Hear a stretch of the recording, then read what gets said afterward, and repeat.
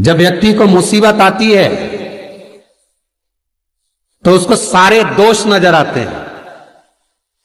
जरा पंडित जी देखना, मुझे पितृदोष है। क्यों?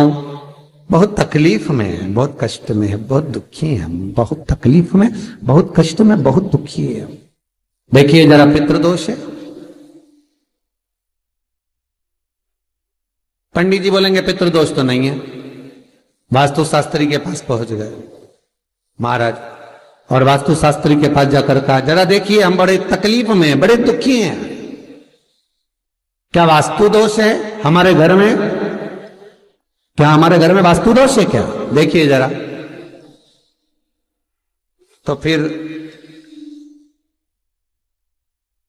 वास्तु शास्त्री ने कहा, घर में भी कोई वास्तु दोष नहीं।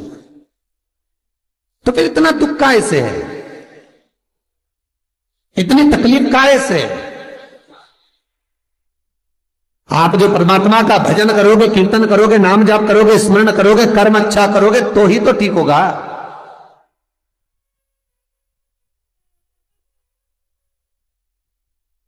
महाराज जरा देखो, हमारे घर में कोई दोष तो नहीं है वास्तु का? वास्तु दोष नहीं है। अब पितृ दोष नहीं है, वास्तु दोष नहीं है, फिर का एक काम करो, हम बड़े तकलीफ में हैं, जरा हमारी जन्म पत्रिका देखो, जरा जन्म लग्न देखो, जन्म पत्रिका देखो, पत्रिका में तो दोष नहीं है। अरे भाई, जब व्यक्ति का मुसीबत का समय आता है, दुख का समय आता है, तकलीफ का समय आता है, तो वो पितृदोष देखता है, वो वास्तु दोष देखता है, वो पत्रिका में दोष देखता है कि कारण क्या है मुसीबत का। बस दिक्कत एक ही है कि वो अपने कर्म में दोष नहीं देखता कि मेरे ये पितृदोष, ये वास्तु दोष, ये सारे दोष तो बाद के हैं, पर सबसे पहला दोष है कि जो कर्म करा है वो कैसा करा, उसके अनुसार मुसीबत आई है, उसके अनुसार हम दुख झेल रहे हैं। बार बार कहा जाता है, मत बुरे कर्म कर बंदे वरना पछताएगा, भगवान की आंखों से तू बच नहीं पाएगा, तू बच नहीं पाएगा। हम दोष देख रहे हैं, हमने पितृदोष दिखवाया, हमने वास्तु दोष दिखवाया, हमने पत्रिका में दोष दिखवाया। मेरा एक निवेदन करबद्ध है, जब आपके ऊपर मुसीबत जब आई है, दुख जब आया है, तो अपने पूर्व के किए हुए कर्म का भी दोष निकालो कि क्या कर कर आए।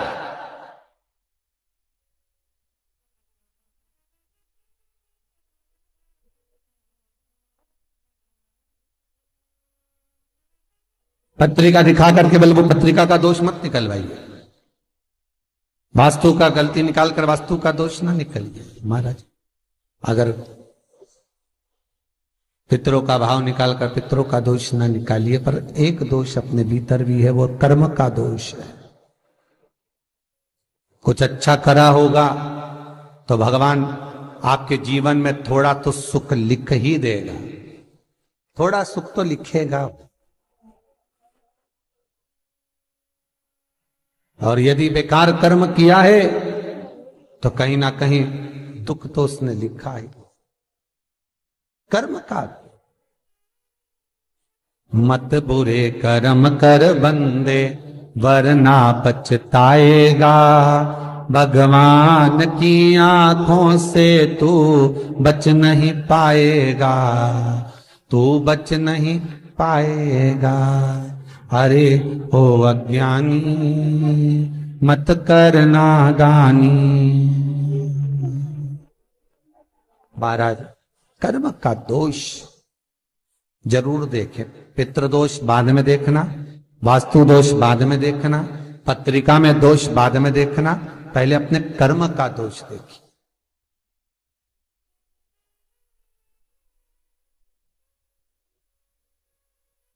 फिर निवेदन करेंगे, बार बार कहते हैं कि भगवान की भक्ति में डूबो, शिव का स्मरण करो, भगवान का स्मरण करो, राम का, कृष्ण का, तुम्हारी मर्जी पड़े उसका स्मरण करो, पर करो क्यों? क्योंकि दुख, तकलीफ, कष्ट पत्रिका दिखाने से नहीं कटेगा, मकान के दरवाजे बदलने से, वॉशरूम बदलने से, पाइप बदलने से नहीं बदलेगा। दुख तकलीफ तुम 50 बार वास्तु को भी बदल कर देख लेना, फिर भी दुख और तकलीफ, कष्ट नहीं, ये कष्ट समाप्त नहीं होगा, दुख और तकलीफ समाप्त नहीं होगा। किसी से तुमने बेवकूफ बनाकर, मूर्ख बनाकर, किसी को व्यापार में, व्यवसाय में, कोई काम में किसी को मूर्ख बनाकर, बेवकूफ बनाकर, सीधा था समझ नहीं पाया, उससे तुमने 10,000, 20,000, 1 लाख, 2 लाख, 5 लाख, 10 लाख तुमने ले तो लिए और खुश भी हो गए कि मैंने उससे ले लिए। अब वो मेरा क्या बिगाड़ लेगा? आए लेने के लिए, भला क्या बिगाड़ लेगा? और वो आया, उसने कहा भैया तुमने मेरे पैसे ले रखे हैं, दे दो ना। भैया उस समय पर जब मेरे पास था मैंने आपको दे दिया था, अब आपका काम हो गया ना, दे दो। अब आपके पास में पूंजी आ गई ना, दे दो।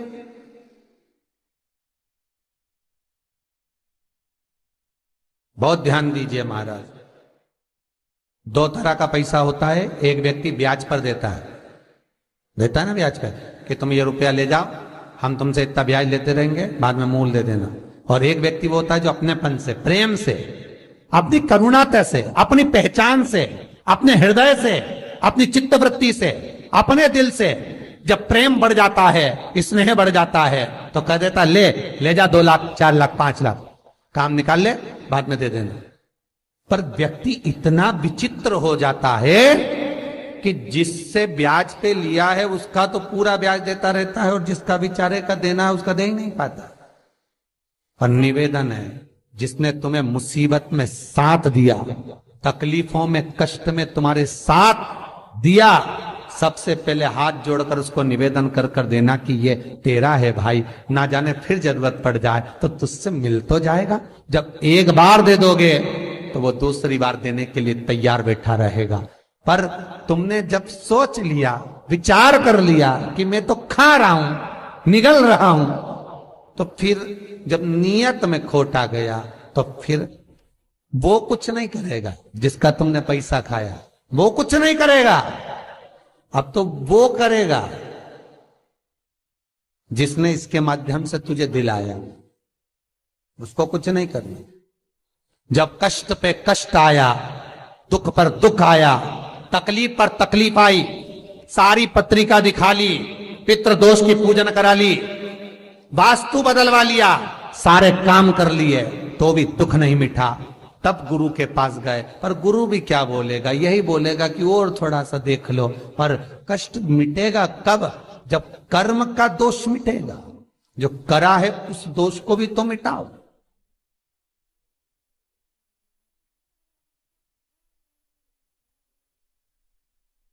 विचार करना, पांडवों पर कितनी कितनी तकलीफ आई, कितनी तकलीफ आई पांडवों पर। लाक्षागृह में आग लग गई, पर भगवान किसी रूप में आकर बता दिए कि आग लगने वाली है, सुरंग बनवा दी, बाहर निकलवा दिया। दुख तो आया था ना। पूरे वन में जब तक पांडव रहे, तकलीफों पे तकलीफ भोगते रहे, हर बार तकलीफ सब भोगा। पर भगवान पर विश्वास था, क्योंकि माता कुंती ने कहा था कि कर्म के लेख को शिव काटता। भगवान ब्रह्मा उतना ही देंगे जितना तुम्हारी लेखनी में लिखा है, भगवान विष्णु उतना ही देंगे जितना तुम्हारे भाग्य में लिखा है। पर भगवान शंकर तो कुछ नहीं देखते, ना लेखनी, ना कर्म, ना भाग्य। उनका अपनाए, दे दो उठा के, उठाओ दो। क्या सोचना, क्या विचारना, क्या करना, दे। फिर नहीं सोचा, फिर नहीं विचारा, वो तो केवल